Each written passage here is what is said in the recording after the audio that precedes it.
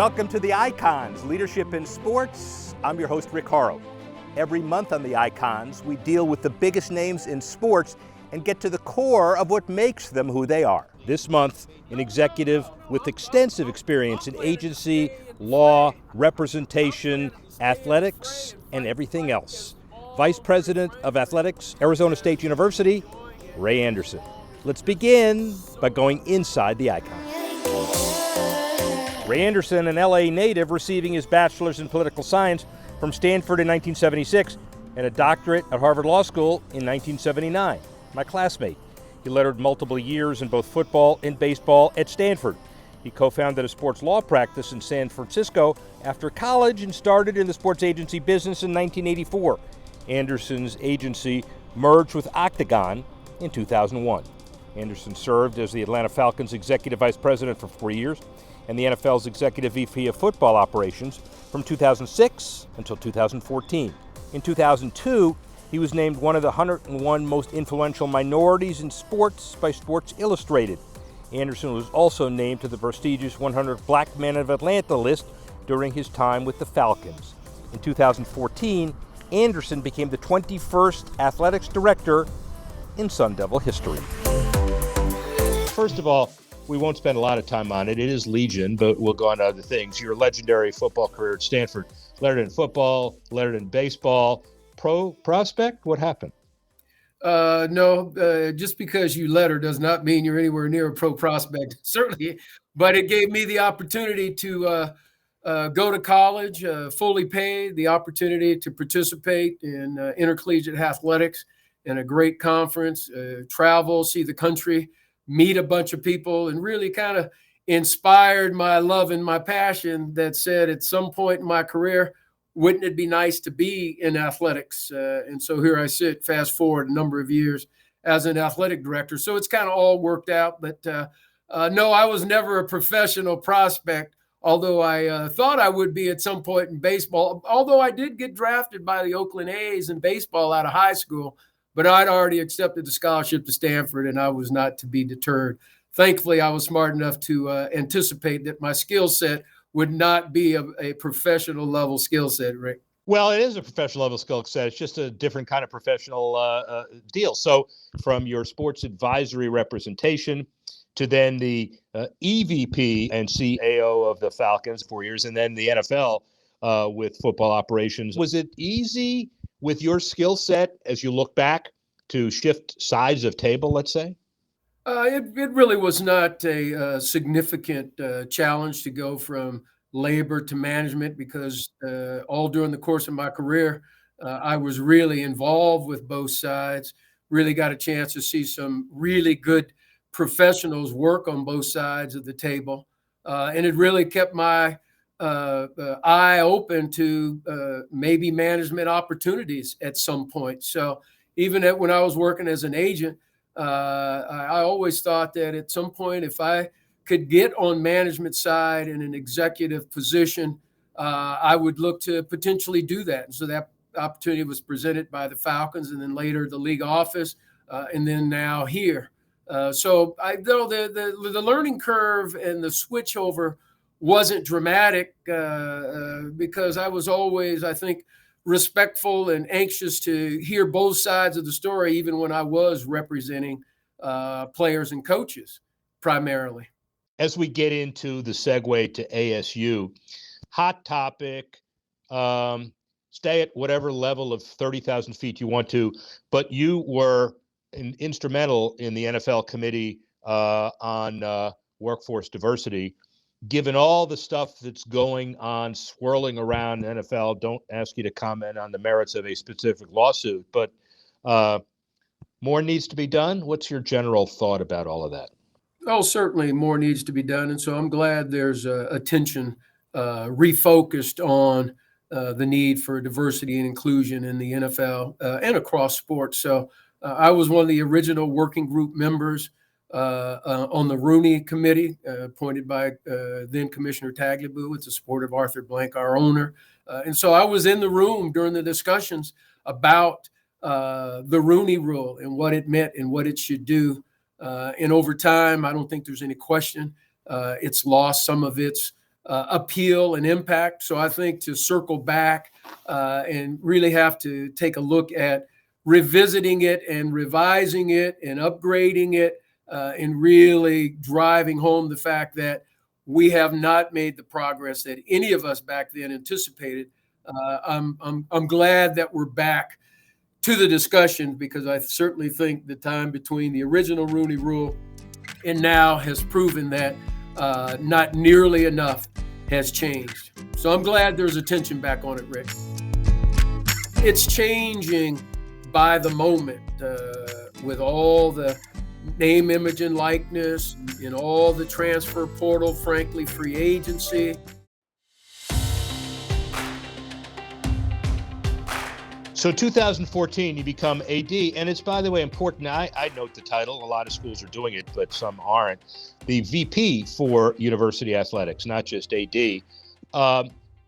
Going on 8 years, after 10 years, do they give you a plaque? What do they do after 10 years? You know what? I don't know. I'm actually, I just finished my 8th going. Can you believe this? I'm in my 9th year. No. And so I don't know what happens after a decade. Hopefully I'm still standing. And more importantly, Rick, enjoying it, which I really do. I like the collegiate environment, but I got to tell you, and you're probably going to hit on this, it's changing by the moment with all the name, image, and likeness and all the transfer portal, frankly, free agency and all the alignment and all the discussion about potentially having to cut additional Olympic sports as you try to finance and fund and keep up with the Joneses and other conferences and institutions. It's changing. And so I'm hoping I'm still having fun doing it 3 or 4 or 5 years from now, but that's to be determined, very frankly. Well, and you're the guy that can be one step ahead as far as perspective is concerned. I do want to talk about your accomplishments, because there are a lot. But before we do that, let's identify some of those issues you talk about. First, gaming on campus. You know, when I was doing the NFL stuff with you, I was told specifically, stay away from Indian gaming, stay away from casino sponsorship, stay away from Indian land, stay away from any big revenue that they bring. But after that, it's okay. Now, if you don't embrace it all, you are left behind. We see Michigan State, we see what LSU is doing, we see what Colorado has done. Where is the appropriate place for gambling on campus? You know, that's a institution by institution, community by community determination. I mean, here in Arizona, we have a lot of tribal communities, and there are sponsors here in our environment. Whether or not you take that to gaming and betting is a different discussion at each institution. Here at ASU, we're not there yet. I don't know if we'll ever get there with our view on gaming and betting, while others have done it to produce additional revenue streams. So it's kind of the wild, wild west, Rick, but with the pressure to produce additional revenue streams, given the changing environment, who knows what decisions people are going to make on this area. If not on the spot, be hypothetical if you want, and you may have already done it. If Caesars, BetMGM, PointBet, WynnBet, FanDuel, DraftKings come to you and said, here's a big deal, we want to name everything around you, would you do it? At the end of the day, that would not be my call. That would be the call of the president and the Arizona Board of Regents who run the university system. So at that level, that's not an athletic director's call. I assure you that is the president and the other leadership of the university goes way beyond athletics. Now, they'd love to produce the money through athletics, to be sure. Yeah.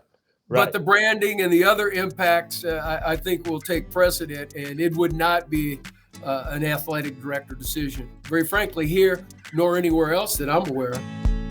The next 18 months, 2 years, Rick, and this stuff is going to tell, in my view, where we're going to be, because you're not going to get in an arms race with a lot of the SEC schools. Shift quickly to NIL. There are different approaches. Some schools will create consortiums for all the athletes. Some schools will encourage the athletes to go do their own deals. And if you're a quarterback who gets a big deal, maybe the left tackle doesn't block as zealously as he could have. Some schools will turn the other way, and some schools totally embrace. Where do you think the solution is on that? Well, I think the solution is there's got to be some national standard, some national legislations that put some guardrails around it. Because right now, I'm out west, so I can use the term. It's the Wild West. There are so many different approaches to it. Some people being very creative and very aggressive, and others more cautious because they really don't know where it's going to go. And a lot of it, very frankly, Rick, depends on what your financial capacity is and kind of what right now your risk aversion is. But it's all over the place. There's collective consortiums, as you say. There's some places where, very frankly, boosters and donors are out there very aggressively recruiting and inducing on behalf of the institution, because recruiting is so important. And so we're trying to, I think, more deliberately find our way here at ASU. For you. But we're one of those institutions that knows very honestly, we're not going to be able to get in the arms race with what some of these other institutions are doing. So we've got to figure out what fits our model. And then we have to differentiate ourselves with regard to what should attract a student athlete to ASU. That's not going to be just about the money in the NIL, but it's very tough right now, man. Nobody has a handle on it. Certainly we don't the way we like to. Well, Ray Anderson yet again excels in expectation management, because it's going to be one of those things where everybody I've talked to says that the next Ohio State is the following 48 schools that can maneuver the highest NIL dollars to the highest bidder, and not just in football. And we see the basketball programs too, but I'm sure you've got a level head on it like you do everything else. Well, it is going to be one of the next 18 months, 2 years, Rick, and this stuff is going to tell, in my view, where we're going to be, because you're not going to get in an arms race with a lot of the SEC schools and Ohio States and the others who, very frankly, have just always had more financial wherewithal, and you're just not going to get in an arms race with those institutions. So it's going to be interesting to see if you get to a point where it's clear that all the five-star superstars are all going to the same place. And then how do you start dealing with that when you start looking at competitive advantage and disadvantage? Is it good for the game? It's going to be very interesting. So that's getting the athlete. How do you keep them? And let's spend a minute on the transfer portal, which you suggest is just another de facto free agency with another name. How do we in the industry deal with that? We in the industry are struggling to figure out how you deal with it, because when you add NIL, and now you have the transfer portal, which indeed, let's just call it like it is, it's college free agency right now. And so you put the combination of NIL and, very frankly, the recruiting inducements that apparently are going on with some of the NIL methodology, and now you add on it free agency, at least a one-time free agent move to anywhere you want to go, and it can be eligible right now. It's going to be hard to figure out who you recruit, but more importantly, who you think you can keep. And a lot of that will be driven by, very frankly, how much money is your NIL deal worth? And is it going to be able to keep somebody from taking off in the transfer portal if they're not happy with playing time or coaching staff or whatever? It's nuts right now, man. Doesn't it frustrate you a little bit as an icon, let's put it that way, my words, not yours, that you can anticipate this problem years in advance, but you don't have the unilateral ability to solve it? The most frustrating thing, personalities like yours and mine, if there's one thing we do like is some semblance of control. And we are in a situation with this NIL stuff, as in this transfer portal, certainly as athletic directors right now, we have very little control, and it's very frustrating because you want to do the right thing. You want to try to recruit the right student athlete. You want to try to sell the vision that you think is good for them and good for you. And then all of a sudden this NIL and this transfer portal can throw all of that completely off balance. So it's very frustrating because you have very little control. And oh, by the way, Rick, I would tell you, it's not coincidental that you look up and every day you're seeing more and more athletic directors who have been around for a while deciding they've had enough. And you've seen all the retirement notices from athletic directors who have been around for a while. Oh yeah, but you can't leave. I mean, No. I'm planning to stay in the fray. I'm planning to stay in the fray and fight the fight as long, very frankly, as I'm enjoying it, and as long as it doesn't get so out of our control, that we really have no impact.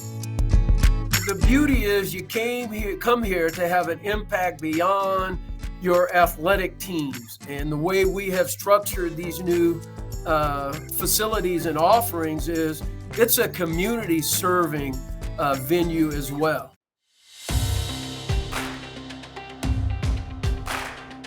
All right, so last couple of minutes will be the Ray Anderson aggrandizement hour, and this is from me, not you. $300 million Sun Devil renovation.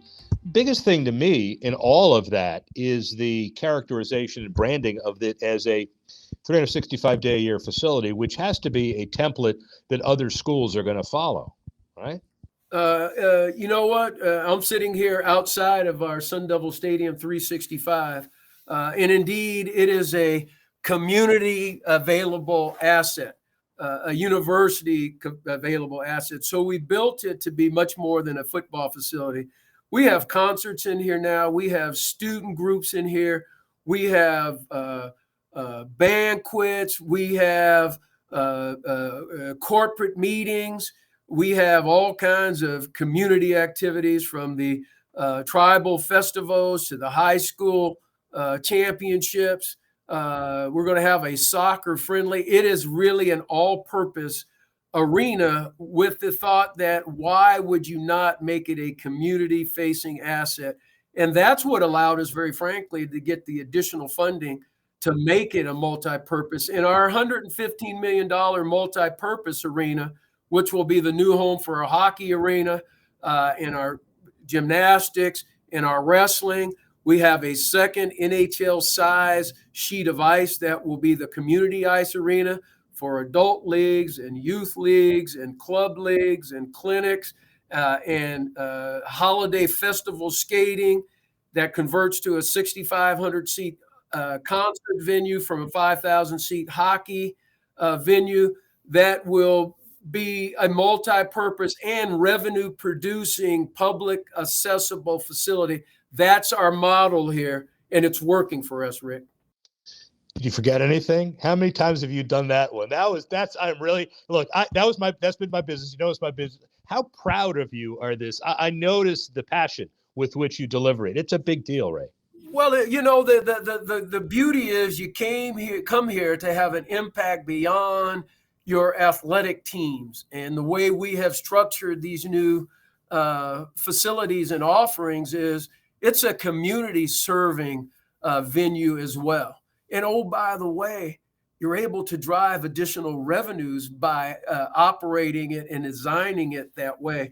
Our multi-purpose facility, which is for us code for our new hockey facility, it is like one of the biggest anticipated new venues in this whole valley in a long time. And we're really proud of that. And oh, by the way, we got a tennis vision coming along that will serve that same type of purpose, open to the public, certainly open to us, open to communities, open to leagues, open to the underserved community, open to students. And oh, by the way, there's a revenue opportunity there because it's a business that's run for profit. I just enjoy being a member of a community and an industry where I think I can make a difference. You've been the Pac-12 AD chairman. You're named one of the top 25 most influential minority members in sports. I don't know who the other 24 are, but I don't understand it. And on and on. How does it feel to be the grandfather of sports in the Valley and in all of sports business? You're getting kind of old. I wouldn't know because I don't think that's me. I think that's you, my old friend, who is flattering me yet again, and I appreciate it. But I just enjoy being a member of a community and an industry where I think I can make a difference. And I think over the course of my career, I've had some moments of being impactful. I've also had some moments where I'm sure I've underperformed. But I'm telling you, man, it's been a wonderful industry for you and me and other folks. And I'm just very fortunate to have been involved and hope to be here doing this for at least a few more years, hopefully positively. Ray Anderson undoubtedly has seen it all across his career in sports at Arizona State. It'll be fun and interesting to watch the rest of his career unfold in Tempe. Next month on the Icons, Jacksonville Jaguars president, Mark Lamping. Well, that's all for the show this month. I'm the sports professor, Rick Horrow. We'll see you next time on the Icons.